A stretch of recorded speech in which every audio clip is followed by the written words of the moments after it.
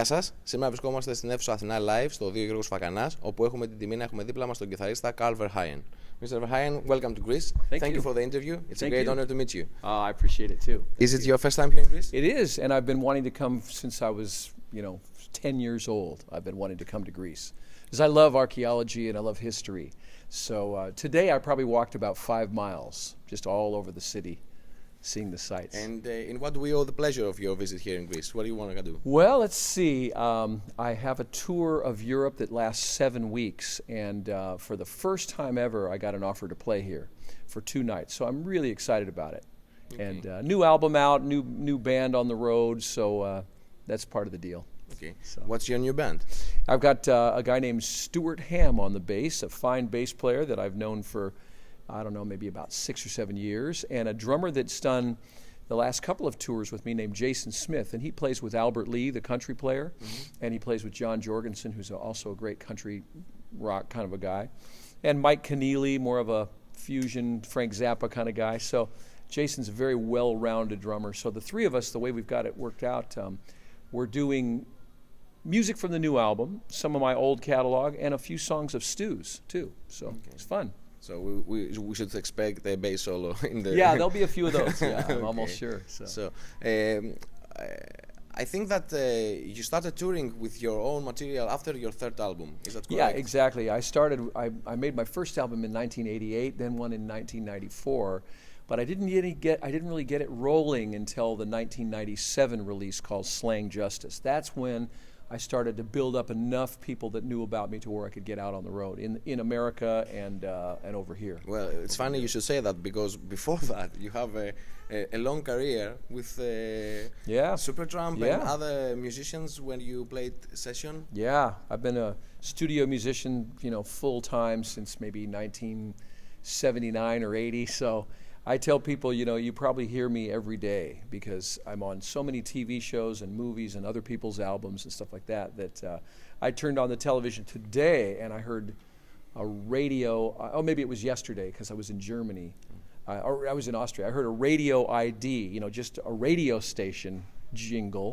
that I recorded maybe 5 years ago. So. And how did it started with the session music and the bands that you worked together?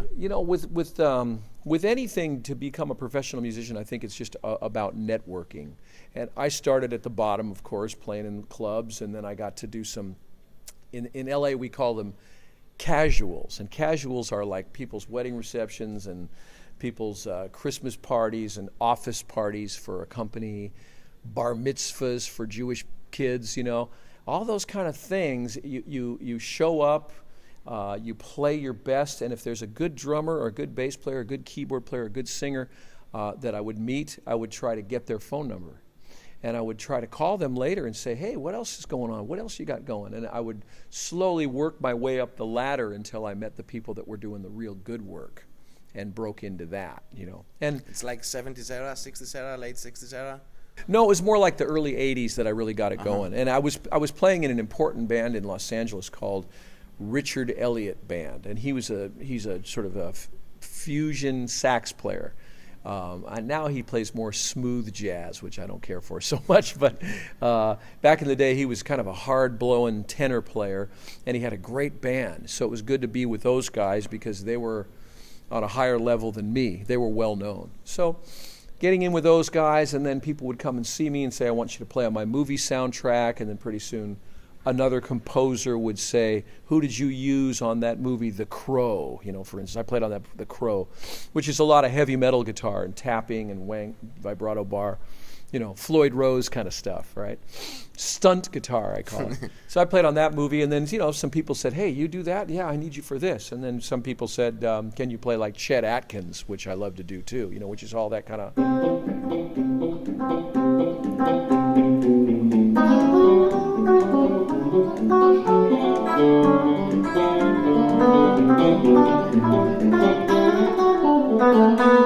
that kind of playing. And so I'd get work playing acoustic, doing that, and then blues and rock and all kinds of stuff. And then you slowly just sort of work your way up to where you're a first call guy in the States. But doesn't it get a little chaotic with all those different genres of music that you are called to do? When do you find time to find your own sound and your Well, own style? I never stopped working on that, and in order to do that, I've always kept like a lick book or a lick diary. So if I'm playing, say, in the key of G minor, and I come across a line like, you know, just starting on the third, minor third, root third.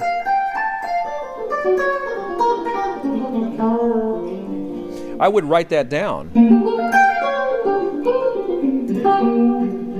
And when you say write it down, like I write it in notation? notes, yeah, Okay. in a notebook. Yeah. And I finger it too. I put the position I'm in.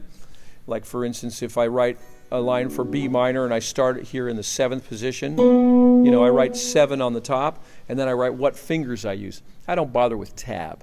Tab's for pussies. I think tab is not teaching you anything about reading music. So I always write my lines out and I practice those. So I've always been working on my own music and trying to write and trying to just come up with interesting lines. You know, that's as well as learn Albert King licks and Albert Lee licks and you know, whatever. You know, just any kind of Derek Truck slide guitar licks on without a slide. I learned those. I learn, you know, just try to continually get better, practice. And that keeps you discovering your own sound. Yeah, yeah. Because whatever you do, even if you work on like all along the Watchtower and you figure out, you know, that Hendrix lick, right? You might go.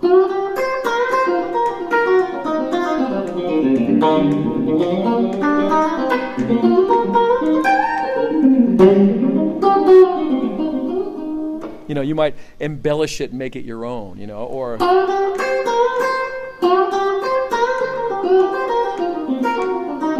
you know, that wouldn't work.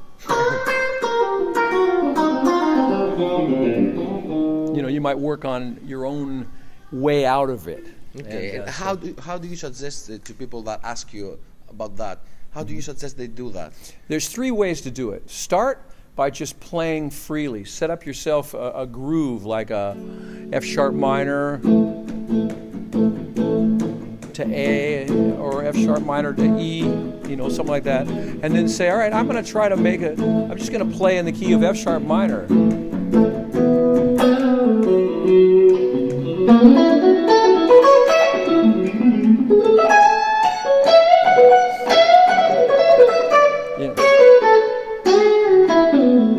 You know, just working until you find something that's interesting. Then you write that down.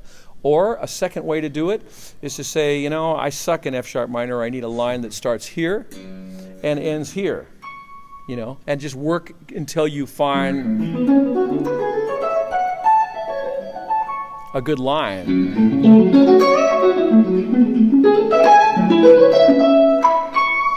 How about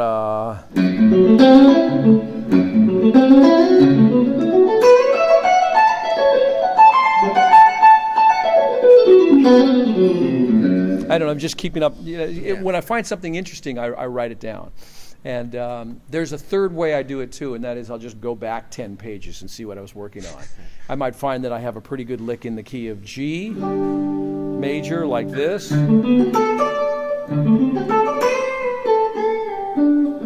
Something like that. And then I say, you know what, I can maybe change that one note.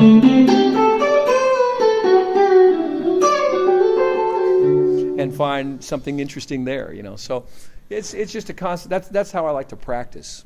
Okay. So it's needless to ask if you think that studying music in the classical way, learning notation and sights reading is important for a musician. It is, because that's how you communicate. Like when Stu joined my band, I have all the charts. I didn't say listen to the record.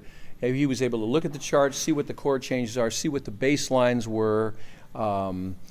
You know, I've got charts for the drummer, but on the other hand, you know, a lot of the film work I do, the movies and stuff, that's all written out in notation. So I couldn't do any of that work without being able to read music. Yeah. So I taught myself. Do you enjoy making music for movies? And what's the difference in making movie for other projects? Like records and stuff like that. Do you get the freedom to do whatever you want, or Some movies. I mean, a lot of times you're just reading the music, but sometimes you're reading the music and you're the principal soloist. Like I played on a movie called Ratatouille, which is a Pixar film, and I was like, I had to play in the style of Django Reinhardt with a 105-piece orchestra backing me up. That was a lot of work, you know. But it was fun. It was a challenge. Those kind of things are really challenging. So. Okay. So I guess it's safe to say that you, in your long career, you have played in small venues on big arenas and stuff like that. Yeah. Right now, what do you prefer? What do you like most? You know, when I go out on the road with Supertramp, the band has such a great catalog of music that, you know, 10,000 people are going to stand up the minute I play. You know, so I know that, you know, that we can fill these huge arenas, and we can, and it's just really easy. The hard part for me in that band is singing all those high harmonies and stuff. That's hard. I think it's much more challenging to play with my own band, because when I play with my band, we have to win the people over by the end of the first song. You know, we have a chart at least. We don't have a big hit. Yeah, we don't have any hits. So, you know, there's some people that know the records, and some people who haven't ever heard of me, you know, so we have to grab them and bring them into it, so it's fun. Is it easier nowadays with the internet and the YouTube and stuff like that to do something like that? Is it easier or is it harder because there's a lot of information out there? There's a lot of information, so that part is harder. If you can get yourself established, then it is easier. I mean, I came out of my hotel room today, and there were 2 guys who came from Turkey to get my autograph, and they're coming tonight. Turkey, I've never played in Turkey. Turkey's close to you, but from Los Angeles, it's about as far away as, you know, Perth, Australia or something. So, yeah, so that part of it's easier. What's harder, though, is getting paid to make your record, because the record labels aren't giving anybody any money. They're just giving you licensing deals. So if your record costs you $35,000 to make, you got to sell a lot of CDs to make that back, or downloads, you know. So that part of it is harder today.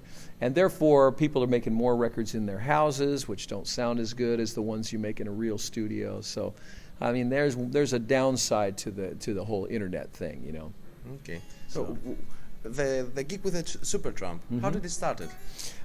They were looking for a new guitarist in 1985, and they auditioned 17 guys. And I had done a recording session that day with a female singer that I'd never met, and the engineer was from England. He was an English guy, and he says, "Hey man, let me get your number. I like the way you play." And we exchanged numbers, and he just happened to talk to the sort of road manager of Supertramp, who was working on these auditions, and they called me that night. "Are you free tomorrow at 10?" And I wasn't. I had a session at 10, so I said I could be there by noon. So when I got there, a famous guitar player in LA was just walking out. I don't want to tell you his name because you got the gig. I got the gig, yeah, and he didn't. So amongst your collaborations with famous musicians and bands, which ones stand out for you? Well, the Supertramp thing is great because they eventually made me a band member, and I got a chance to play what I wanted to play on the songs, you know, which made it a little more fun. As opposed to playing the parts from the old songs, although those are good parts, a lot of them too. I don't know. Let's see. I've collaborated with a lot of people. I know. I mean, let me think. I mean, as far as I could tell you some names of other guitar players that I've played with.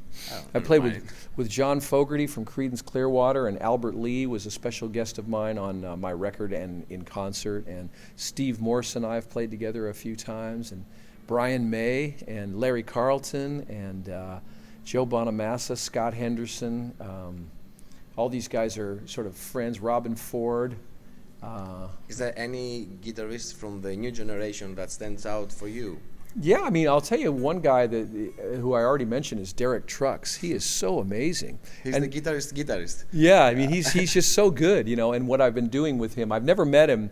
I've got some friends who know him. They say he's a really good guy. But I've been taking his licks from the slide and learning them on without a slide, you know. You know, it's cool. I mean, I used to do that with Dwayne Allman on like stuff like Statesboro Blues, you know. That kind of slide licks, you know, that sound like a slide. Or you can do it. You can do it with the vibrato part too. So, anyway. Okay, so let's talk about guitars a little bit. Uh-huh. What do you have here? This is my signature model, LSL. LSL is an LA company that they make, maybe about 10, 15 guitars a week, and they're sort of, I mean, this one is an exact copy of the neck of my 61 Strat, which I've had for many years. I've had it since the 80s. So they got that neck right, and then I had them match the output of each pickup, you know. Because I like my pickups to be like this. I like this to be real throaty. Then I like this to be kind of warm. I like this one to be glassy, you know, like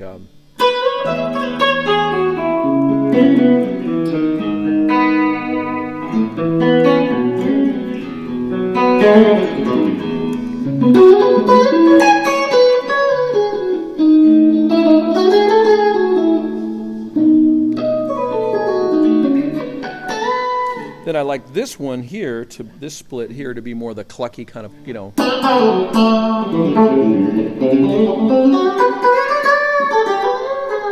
And then I like the back one to be, you know, the bright. And so the progression from one pickup to the next is really important. It needs to sound like the same guitar, but give you all those tones. Then I wire these two pickups to this tone control. Mm-hmm. And for that, you know, I can get kind of fake wah-wah sounds like.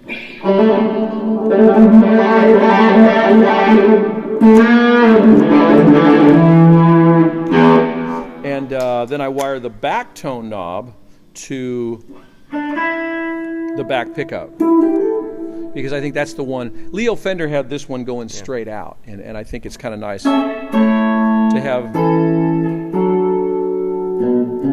have nice control over that, you know. So that's all I do. My vibrato goes up a minor third on the G string and up a whole on the B string, half step on the E string. So I have pitches that I go to. And this is not looking tunes, though. No, and listen. How do you stay in tune? I have a secret. Yeah, I want to know it. What you do is you angle the claw a certain angle to where you got to know that the bass strings over here, the bottom strings, are pulling the most tension. The ones that pull the most tension, you screw the screw in tighter on the bass side so that this has got more tension here, yes. And this is looser. Yeah, so that it's going to return to pitch much better because it's balanced. I call it the balanced bridge system that I invented. Okay. So, and you know, and really, I can go like, let's see if I can, you know, take it all the way out. Pretty good. I mean, it's a little out, but not bad. You know, I could get it back in really quick. Okay. And that's about it. I've got 3 vintage Strats, and so this one is sort of the 61, but it's got the weight of my 58 Strat, which is really light. I think light guitars are best. They sound better. So, anyway, I pick guitars like off the wall, and I hit the B string and feel if it's moving the body, and if it moves the body, you got a live one. Okay. You know, so. You're a Strat guy. Strat guy, yeah. But I have about 75 guitars, so I have everything: Les Pauls and Flying V's and SGs, and Strat is more close to the heart. I can do everything on a Strat, pretty much, you know. So that's important. Okay. So after the guitar, what comes? I just have a little pedal board that's my live pedal board, and what I'm doing in Europe and in America is a 4-amp system, stereo clean amps, and wet dry distortion. And I use a Lely pedal, this Burkhard Layla, he pronounces it, and this one has the VERHEYEN mod to it that he gives you. When you buy this pedal, you can do it to where you step on A, then you step on B. But I said, look, if I'm singing, I want to be standing at the microphone and playing and just step on the same button and go to B. So the clean side goes to just this one pedal here, this Zen Drive pedal. when I go to B like that, the distortion side, I've got 4 distortion pedals, a Landgraf, a signature Italian pedal called the Il Distessore. This one is just some custom-made one that a guy made me, and this is an Octavia. Octavia sounds like you know, that kind of sound. So I don't use that too much. It's kind of that Hendrix thing. So playing here in Athens tonight, I'm using just 2 amps, and they're getting me another delay pedal so I can have 1 clean amp set up and 1 distortion amp set up. That's the way I'm going to do it. Okay. So my whole rig is right now in Rome. So what do you aim with your sound? Just 1 clean channel and 1 distorted, and you push it in the solo section, the clean sound with what? No, I mean when you're on the clean channel, the clean sound, in the clean when sound, you want to boost it up and slightly distort it, which one do you use? Slightly distorted, I use this Zen Drive. And but when I'm going to the distortion sound, I have an amp with some distortion already on it. Something more crunchy. Yeah, more crunchy. Yeah, so I can still play a chord and hear the third. You know what I mean? Like in other words, it isn't just mush. But then for sustain and for like a nice saturated tone, I use one of these pedals to go over the top, and with a slightly crunchy amp, it sounds better, but.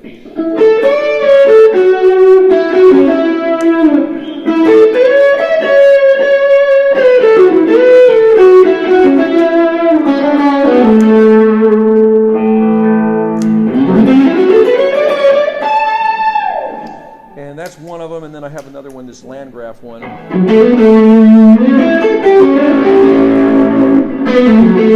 And I can use them both together.